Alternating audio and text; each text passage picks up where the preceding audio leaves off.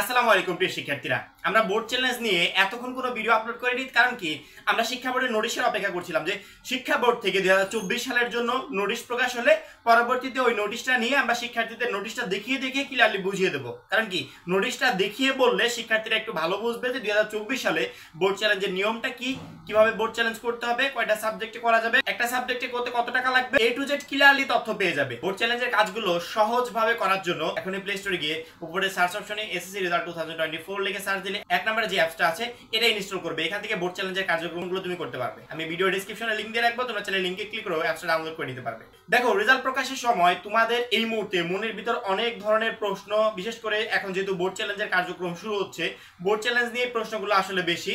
যে board challenge করলে আমাদের পয়েন্ট কমে যাবে কিনা, বোর্ড চ্যালেঞ্জ করলে আবার পরবর্তীতে খারাপ রেজাল্ট হবে কিনা, এইটা সেটা অনেক প্রশ্ন।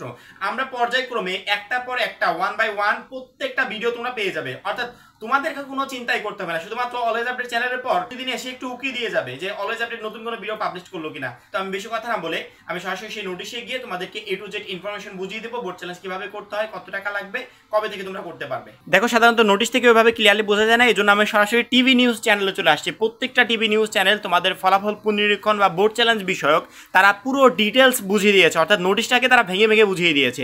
এখান থেকে সুন্দরভাবে তোমাদের বোঝালে তোমরা বুঝতে পারবে, আমার জন্য বিষয়টা বোঝানো সহজ হবে। জানা গেল এসএসসির ফল পুনরীক্ষণের সময় যেভাবে আবেদন, চলতি বছরে এসএসসি সমান পরীক্ষার ফল প্রকাশ করা হয়েছে। এতে গড় পাশের হার 83.04%। প্রকাশিত ফলাফলে কারো কাঙ্ক্ষিত ফল না এলে তা পুনরীক্ষণের আবেদন বা খাতা চ্যালেঞ্জ করা যাবে। সোমবার 13 মে থেকে এই কার্যক্রম শুরু হয়ে চলবে 19 মে পর্যন্ত। একটু ভালো করে মনোযোগ দিয়ে খেয়াল করো, 13 মে থেকে 12 মে রেজাল্ট প্রকাশ পেয়েছে, 13 মে থেকে আবেদন প্রসেসটা চলবে এবং এটা 19 মে পর্যন্ত চলবে। আন্তঃশিক্ষা বোর্ড সমন্বয় ও ঢাকা শিক্ষা বোর্ডের চেয়ারম্যান অধ্যাপক তপন কুমার সরকার এ তথ্য জানান। তিনি বলেন, ফলাফলে কেউ সংক্ষুব্ধ বা অসন্তুষ্ট হলে তিনি চাইলে পুনরীক্ষণের জন্য আবেদন করতে পারবেন। অনলাইনের মাধ্যমে ঘরে বসে তিনি আবেদন করতে পারবেন। পরে বোর্ড তার খাতা যাচাই বাছাই করে দেখে আবেদন নিষ্পত্তি করবেন। শুধু টেলিটক প্রিপেড, আমরা কিন্তু ভিডিওতে আগেই বলেছিলাম, যাদের টেলিটক সিম আছে, টেলিটক সিম যাদের আছে তারাই কিন্তু বাসা থেকে আবেদন করতে পারবেন। যদি বাসায় টেলিটক সিম না থাকে সেক্ষেত্রে কম্পিউটার দোকানে গিয়ে আবেদন করবে। শুধু টেলিটক প্রিপেড মোবাইল ফোন থেকে পুনরীক্ষণের জন্য আবেদন করা যাবে। আবেদন করতে মোবাইলের মেসেজ অপশনে গিয়ে একটু খেয়াল করো, যারা বাসা থেকে করবে তারা একটু খেয়াল করো। আবেদনের জন্য তোমাদেরকে 2টা SMS পাঠাতে হবে। প্রথমত, তোমার মোবাইলের যে মেসেজ অপশন, টেলিটক সিম থেকে মেসেজ অপশনে গিয়ে প্রথমে টাইপ করতে হবে RSC, তারপরে একটা স্পেস দিবে, তারপরে বোর্ডের নামের প্রথম 3টা অক্ষর, তুমি যে ঢাকা ও ডিএইচএ এভাবে প্রথম 3টা অক্ষর টাইপ করে তোমার রোল নাম্বার টাইপ করে আরেকটা স্পেস দিয়ে তুমি বিষয় কোড, যেই বিষয়ে তুমি বোর্ড চ্যালেঞ্জ করতে চাচ্ছ, কেউ যদি একাধিক বিষয়ে বোর্ড চ্যালেঞ্জ করতে চাও সেক্ষেত্রে বিষয় কোডটা কোমা দিয়ে ব্যবহার করবে। তারপরে লিখে সেন্ড করবে 16,222 নাম্বারে। ঠিক আছে, এটা হচ্ছে প্রথম SMS, তোমার SMSটা চলে গেল। ফিরতি SMS-এ আবেদন বাবদ কত টাকা কেটে নেওয়া হবে তা জানিয়ে একটি পিন দেওয়া হবে। বুঝতে পারলে, যে ফিরতি একটা SMS পাঠিয়ে দেওয়া হবে যে তুমি যে কয়েকটা সাবজেক্টের জন্য চ্যালেঞ্জ করতে চাচ্ছ এর বিনিময়ে এত টাকা কেটে নেওয়া হবে। এই আবেদনে যদি তুমি সম্মত থাকো তাহলে মেসেজ অপশনে গিয়ে RSC স্পেস তোমাকে আবার টাইপ করতে হবে মেসেজ অপশনে। তুমি যদি আবেদনে সম্মত থাকো যে এত টাকা কেটে নেওয়া হবে, হ্যাঁ তুমি রাজি আছো, তোমার টেলিটকে কিন্তু ওই টাকাটা কিন্তু থাকতে হবে, টাকা না থাকলে কিন্তু হবে না। টাকা যদি থাকে, তুমি যদি রাজি থাকো তাহলে আবার মোবাইলে মেসেজ অপশনে যাবে, গিয়ে লিখবে RSC, তারপরে স্পেস দিয়ে লিখবে ইয়েস, তারপরে স্পেস দিয়ে পিন দিবে। তোমাকে যে বোর্ড প্রথম SMS এর পরে ফিরতি একটা SMS পাঠাবে না, ওই SMS এ একটা পিন দেওয়া থাকবে।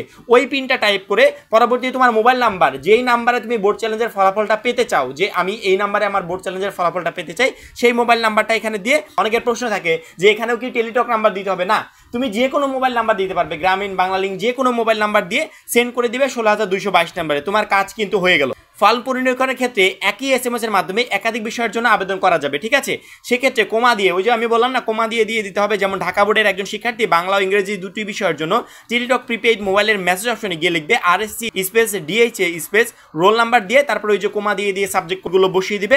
ফল পুনরীক্ষণের প্রতিটি পত্রের জন্য 125 টাকা করে কেটে নেওয়া হবে। আশা করি প্রত্যেকটা শিক্ষার্থী ক্লিয়ারলি বুঝতে পেরেছো। বোর্ড চ্যালেঞ্জ বিষয়ক A to Z যে ইনফরমেশন তোমাদেরকে দেওয়ার দরকার ছিল, পুরো ইনফরমেশন আমি তোমাদেরকে দিয়ে দিয়েছি। এখন বোর্ড চ্যালেঞ্জ বিষয়ক তোমাদের কাছে সবকিছু ক্লিয়ার। তুমি চাইলে বাসায় বসে তুমি বোর্ড চ্যালেঞ্জের আবেদন করতে পারবে।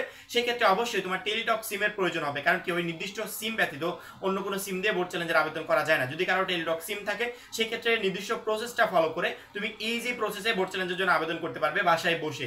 এবং কেউ যদি মনে করো যে না, বোর্ড চ্যালেঞ্জ করলে হয়তো বা তোমার দ্বারা ভুল হয়ে যেতে পারে, এখানে একটু সম্ভাবনা বেশি থাকে যে বোর্ড চ্যালেঞ্জ আবেদন যদি ভুল করে ফেলো সেক্ষেত্রে সেক্ষেত্রে টাকাটা ঠিকই মার যাবে, কিন্তু বোর্ড চ্যালেঞ্জ আবেদনটাই যদি সঠিকভাবে না হয় তাহলে রেজাল্ট পরিবর্তন কিভাবে হবে?